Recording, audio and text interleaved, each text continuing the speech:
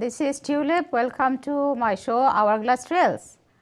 And as you know, we are back in the pandemic times, and are we not so lucky? And because we are not in the height of pandemic, we are out, although we use the mask, and now I am not in the mask. That's the relief, you see. And I'm going to dive right into the pandemic situation. We have had pandemics before. We had the plague and several others, but we managed to survive. Very sad, we lost lives. But in this situation, unless you are in the quicksand, you really don't know how to save yourself. And with this today, I have Subrina Burhan Shorna, a mom and an entrepreneur. And we are going to listen to how she is surviving with her 2 young kids and her husband and family. So welcome to Subrina. Subrina, so much pleasure to have you. Thank you so much. Now let's listen to you tell about yourself. Sure. So hi, I'm Subrina. So I'm here. It's been almost 10 to 11 years that I have been in the States, and I came here with my husband, who was on student visa, and I came here as a dependent. But then I was transferred to a student visa, and then I got my master's from here. My undergrad was in electrical engineering, but here I figured out that I'm a people's person, so I wanted to do a master's in public administration. And while doing the master's, we had our 2 beautiful twins, who are 5 years old right now. So yeah, we have been here. My husband is right now in academia, and yes, that's what I am right now. And definitely, I'm a full-time mom and a new entrepreneur. This entrepreneur is my new identity that has emerged from this pandemic, I will say, because I love Bangladeshi clothes and everything. And then I thought about doing something about it. But yeah, this is my, if you are asking me who I am, at this moment, this is what I am. Okay, congratulations on your new life ventures. Thank you so much. Now let's go back to the moment of when the pandemic came and we closed down everything. Can you tell us about from that moment to this moment how your feelings are? Yeah, so if I'm saying in one word that what actually, like what was the expectation, when it first happened, we thought it was unexpected. Like the pandemic was just unexpected. We are living in a 21st century, and yet this kind of just a small virus did so much bad, so much damage to the whole universe or the world. We cannot imagine that it has happened. This will ever happen to us, but this happened. And then we figured, I think right now, if I'm looking back, we have lost a lot during this pandemic. We have lost a lot of lives. We have lost a lot of good human beings. And not only that, a lot of damages have happened during this time. But then again, all the bad things brings us small amounts of good things. And if you're looking for that, we'll come up with some things that has what do you call it, given us this pandemic. Definitely. But yeah, definitely it was unexpected and very heartbreaking. No, that is so true. Like we say, the seed has to break to give the plant. So we learned lessons. Yeah. So going back to that time again, what was your immediate fear then? Yeah, so the thing is that my kids, I was working on that when the pandemic started. Before that, I was working voluntary part-time. That was the time I was actually looking for a full-time job. My kids were just settling down in their schools and everything. They were going to pre-kindergarten. They were in junior pre-kindergarten that time. But then the pandemic, I'm pretty sure it was on around 13th March that the emergency in Massachusetts, they declared the state emergency. But I remember like pulling them off from school 1 week before because it was getting really bad in China, the situation.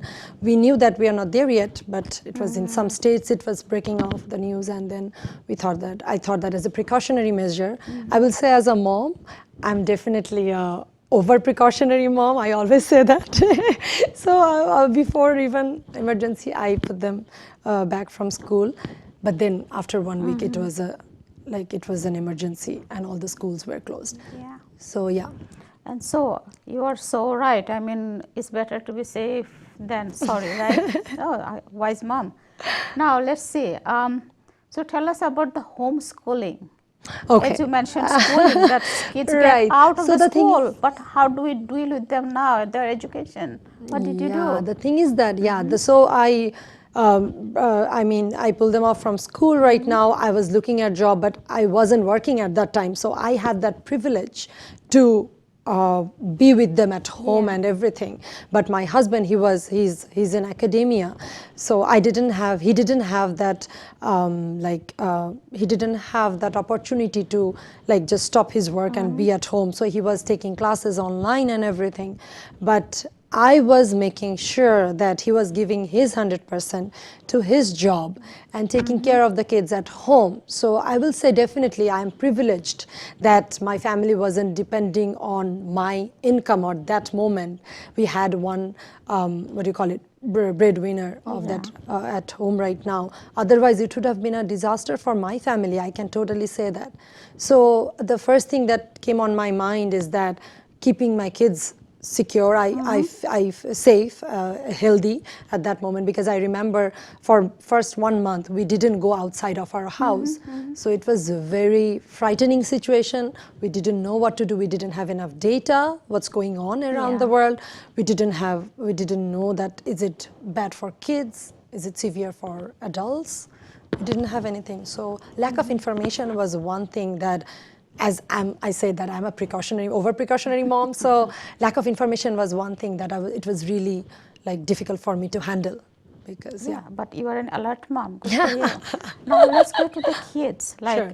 Now that the kids are all of a sudden we can't allow them to go out or to play, and this month of March, right? Just the summer is coming when you are dreaming of beaches and everything.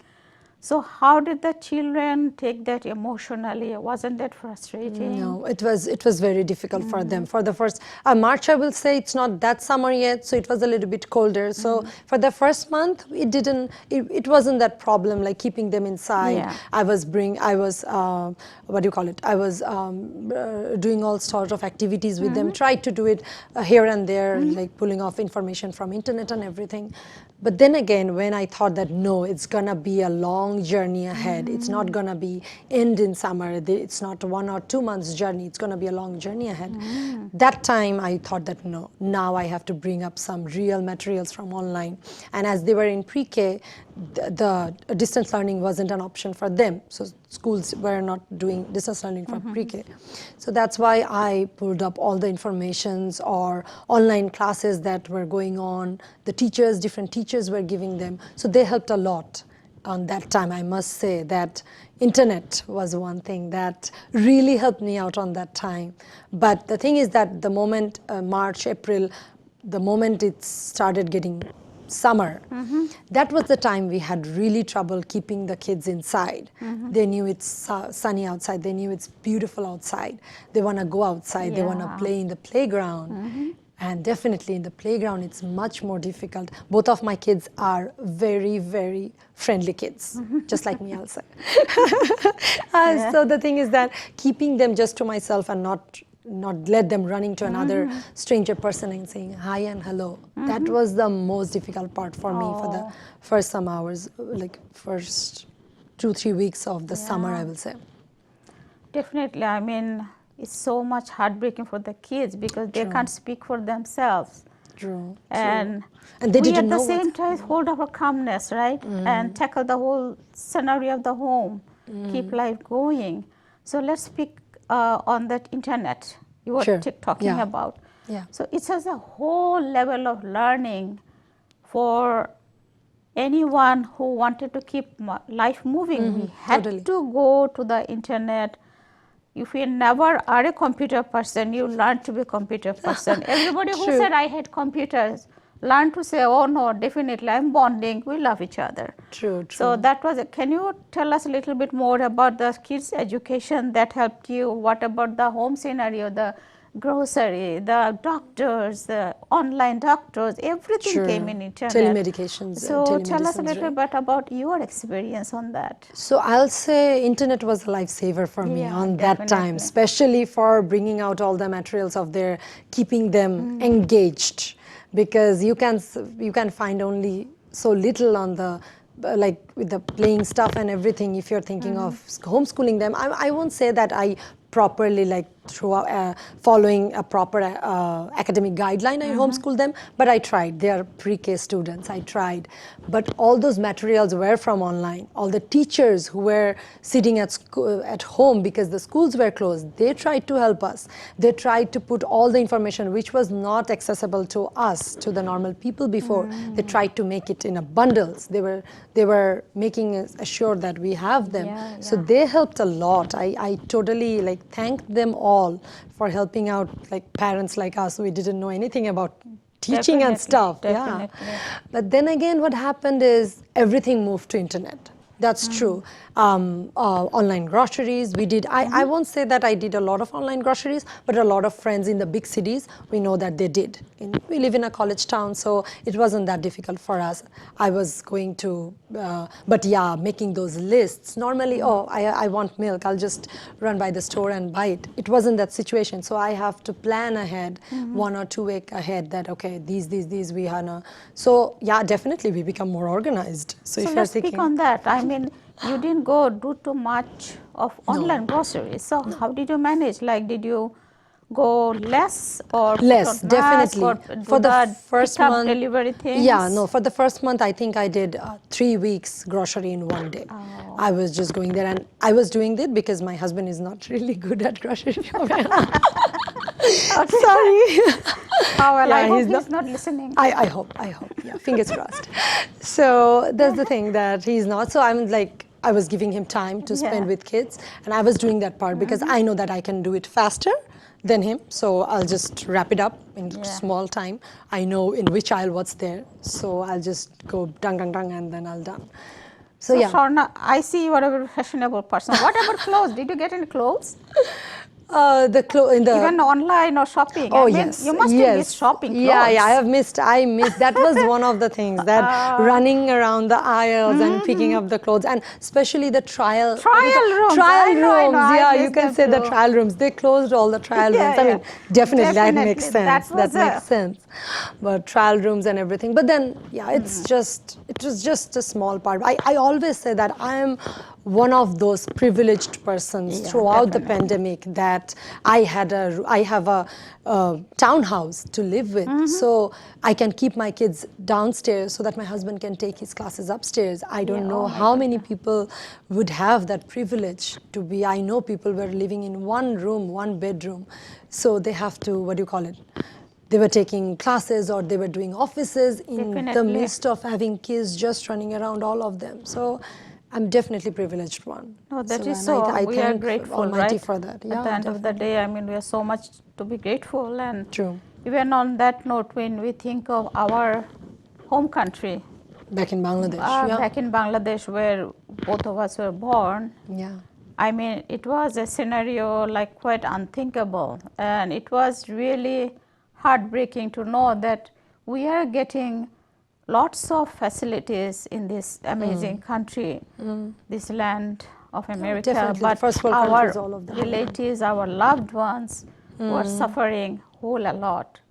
But that connected us like magic again on the internet. Would you Yeah, like to tell us how we kept ourselves together as a family, the FaceTime and the children too, they didn't feel totally left out? No, yeah, we definitely did that at least once a day, twice a day, talking with my parents, talking with my husband's his parents, and talking even with the friends, whoever we were missing so much. We kept talking. We had like in a week, we did in each day of a week, we make sure that we had to talk with one of our friends so that my kids feel like they're not left alone. The outside world is not left alone. We are talking, we are speaking.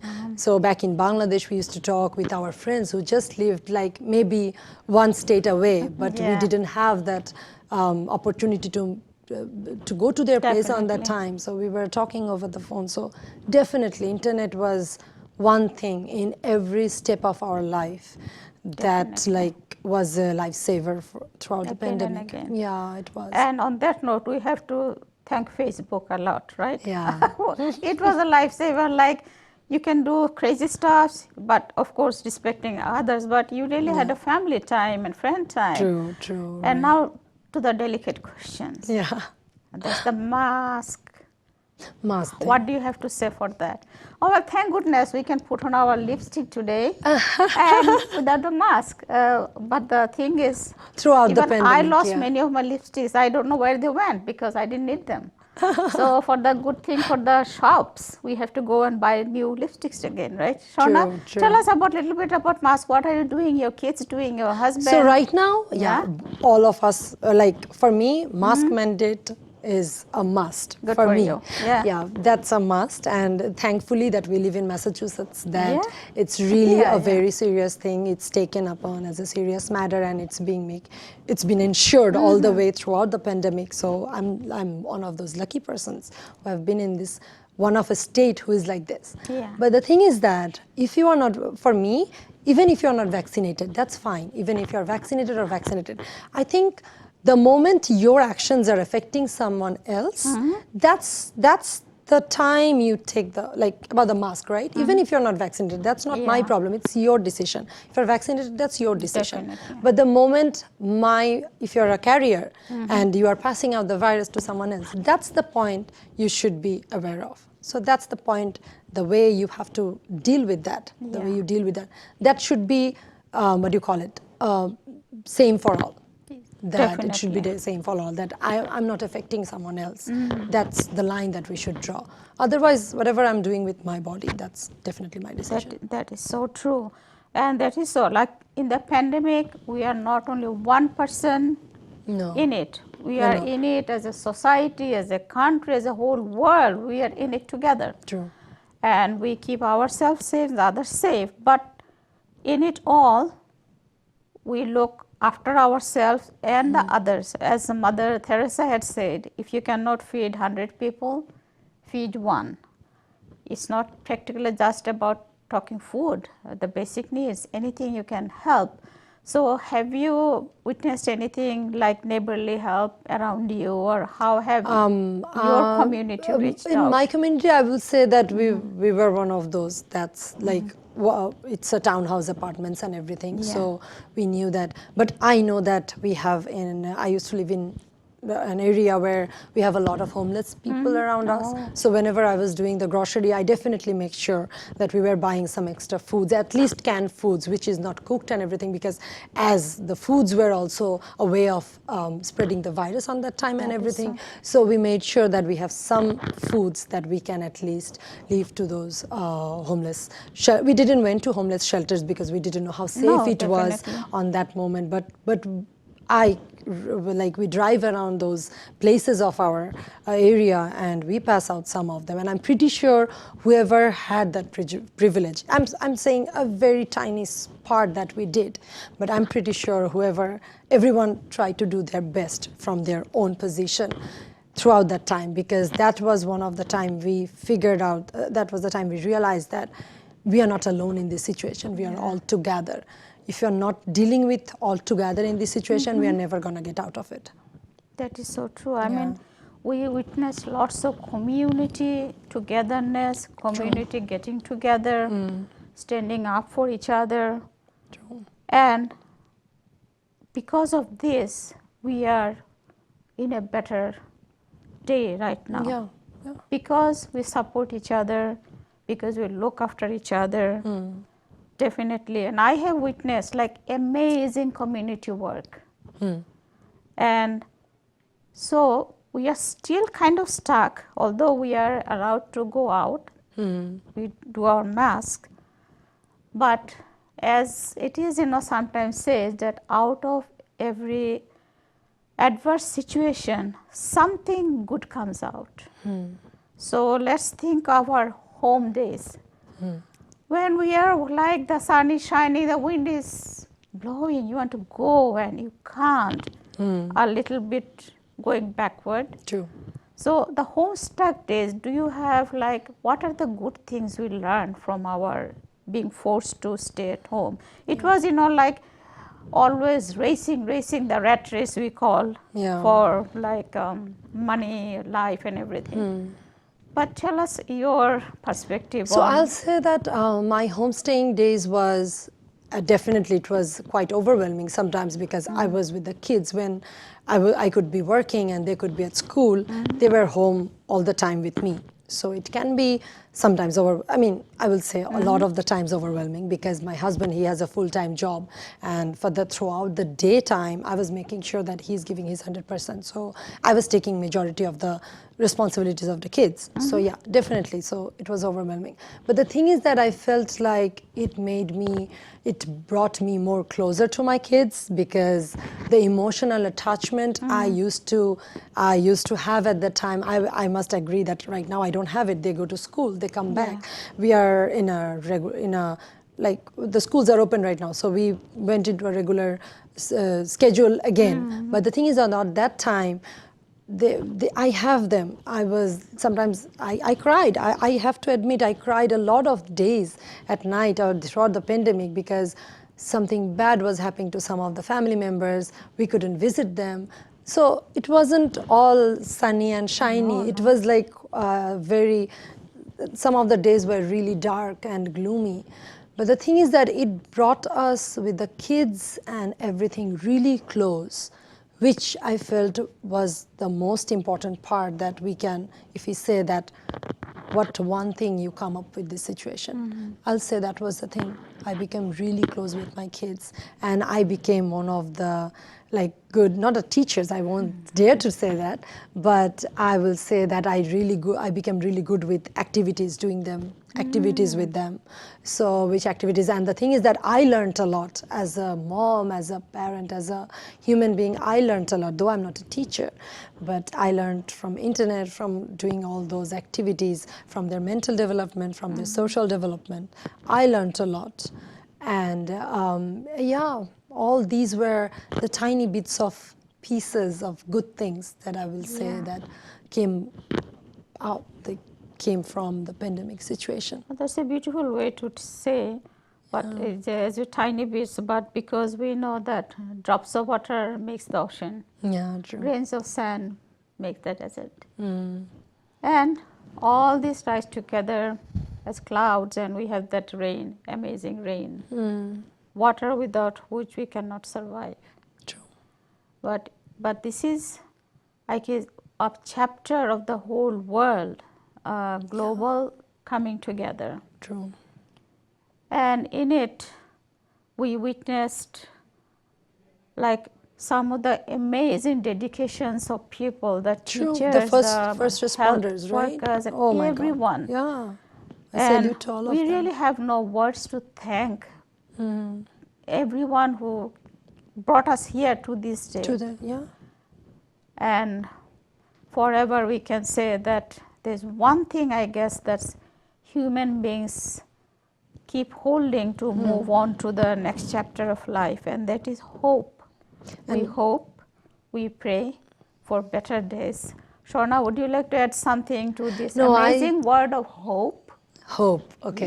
Yeah, hope, word. like a beautiful word. No, truly beautiful word. So hope, I think the selflessness that gave us the hope throughout this pandemic, like the doctors, the first responders, they didn't know all the peoples. They were risking all of their lives just to make sure the other person, it's their duty. But like a lot of the times they could have just, no, it's my life too, because first responders, But then again, I think that, the selflessness that came up with that, what gave us that hope, that was the best thing that I got in this. So I think it's a wonderful evening, and I would spend a whole night talking about with you, and you are such a wonderful person to talk to. Such a life-giving.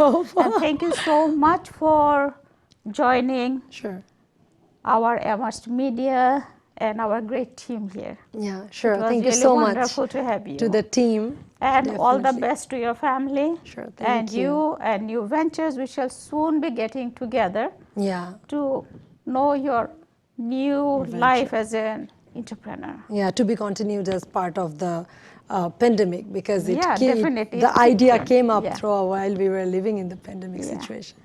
So, for this evening, my Tulip will be back again, hopefully, with Shorna again to look at another fantastic site. And let's hope in the next show we won't even wearing a mask outside and we can be using more makeup and everything for the Sure, women sure. and dress up more. Thank you so much for being here, and thank you so much for MS Media's amazing team for making this show happen. Till we meet again.